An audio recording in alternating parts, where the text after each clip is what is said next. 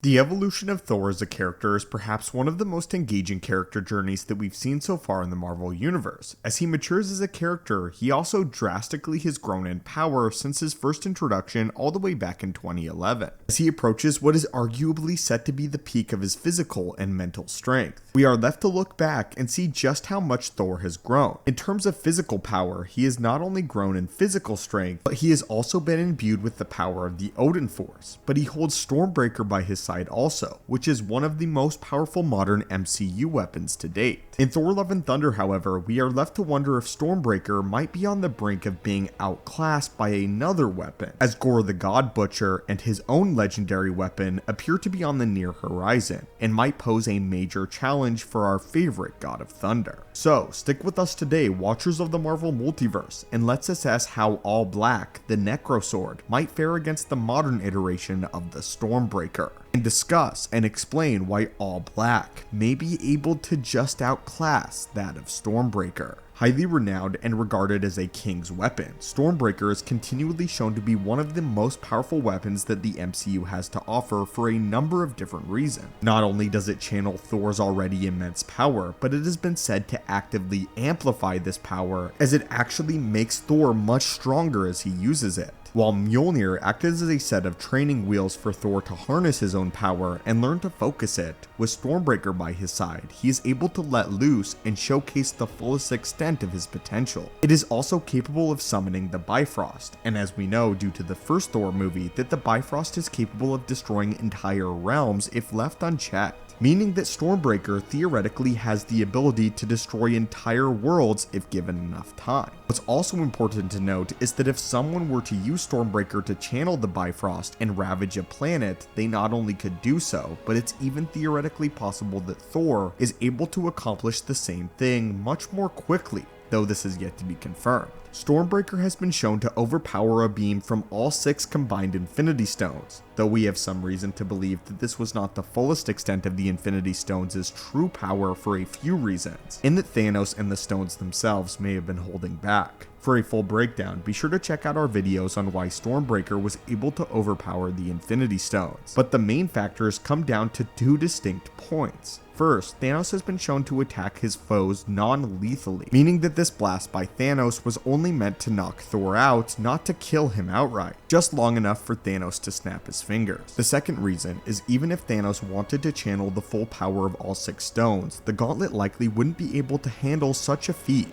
But again, for a more elaborate explanation, we have made multiple videos in the past covering this exact topic that we encourage you to check out. Regardless of this, however, Stormbreaker has been shown itself to be an incredibly formidable power, and in the hands of Thor, it is an absolute force to be reckoned with, destroying entire legions of Thanos' army, including his massive transport ships. So with this immeasurable power, how does the necrosword that belongs to Gorr compare? And more importantly, in what ways is the necrosword actually superior to Stormbreaker? For this, we will have to delve into comic book lore, and seeing as Stormbreaker doesn't have an exact comic book counterpart, we will do our best to assess these feats as they appear in each respective medium. Let's start with the comic book iteration before assessing how we believe All Black will be adapted and changed for its MCU debut. Perhaps the greatest aspect working in favor of All Black is its versatility and flexibility in combat. The necrosword is not just a formidable weapon, but it's actually the first symbiote, and behaves very similarly to the modern symbiotes that we've seen in the Venom franchise, as Venom and Carnage are able to manifest weapons, shields, tendrils, and other constructs, so too are wielders of the necrosword,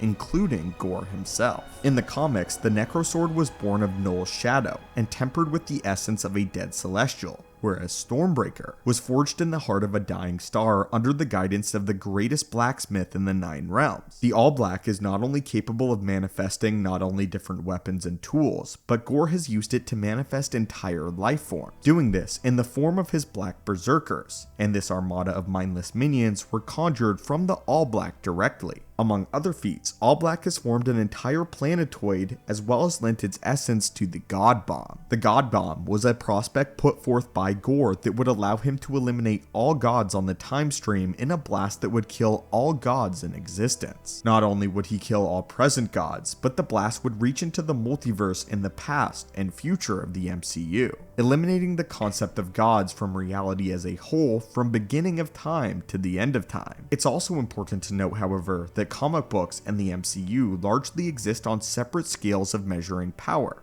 This is something that we need to talk about and point out here, as the MCU is only just now venturing into the concept of the multiverse, whereas the comics have existed in the realm of the omniverse for years now. Where the MCU is continually building in terms of power, the comics have been doing so for years, and it's incredibly unlikely that the All Black will be this powerful in the MCU, especially during its first debut. So how do we believe All Black will be adapted into the MCU, and will these advantages still hold up? Within the confines of the Marvel Cinematic Universe, it's much more likely that the All Black will behave similarly to an incredibly durable symbiote, allowing Gorr to have a much more versatile weapon than that of Thor. It's also currently unknown how much of the symbiote lore Marvel is able to use, as Sony holds the rights to multiple Spider-Man properties, including Venom, Null, and the cast of symbiote characters, meaning that the origins of the necrosword might have to be altered in the MCU out of sheer necessity of not owning the rights. While a full debut of the necrosword would be an incredibly welcome addition to the Marvel universe, it seems unlikely that Marvel has the ability or justification to do the fullest extent of the All Black's power justice. This likely means that Stormbreaker and All Black will have different sets of strengths. While Stormbreaker will most likely be stronger in terms of raw powerhouse potential due to the feats we've already seen and discussed, the All Black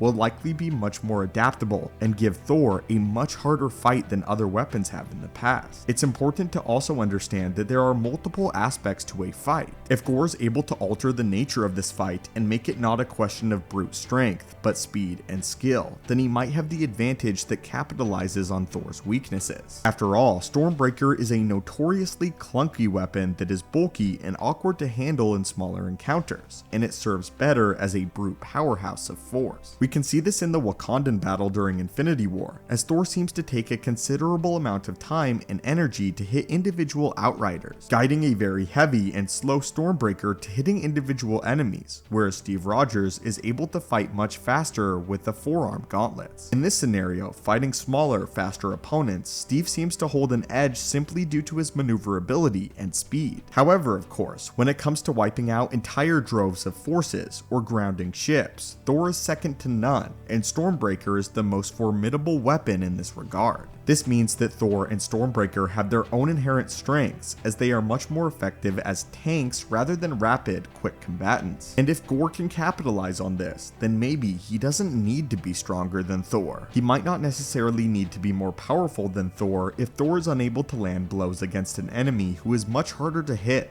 Make no mistake though, if even the necrosword is a fraction as powerful as it is in the comic books, Thor has his work cut out for him. But anyway, watchers, what do you think of this theory and this comparison between Stormbreaker and that of the All Black? What are your thoughts on the many powers of the All Black and the many powers of Stormbreaker? And which of the two weapons do you think ultimately will come out on top? Thank you guys as always so much for watching. If you haven't yet, hit that subscribe button to assemble and join our team, and we'll be covering more Love and Thunder in the near future.